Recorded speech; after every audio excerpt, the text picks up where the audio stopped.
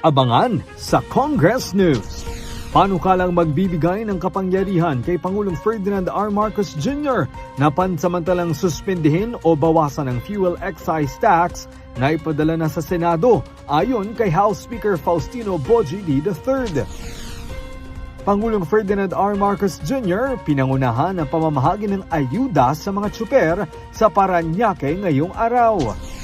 Mga panukalang batas na layong mag-amyenda at magmodernisa sa Revised Penal Code tinalakay sa Kamara ngayong araw. Hearing proper sa impeachment complaints laban kay Vice President Sara Duterte sisimula na ng House Committee on Justice bukas. Mga kongresista, walang patid ang paghahatid ng serbisyo sa kanilang distrito sa gitna ng Lenten break. Tutukan lahat ng yan mamayang 5:30 ng hapon dito lang sa Congress TV at IBC.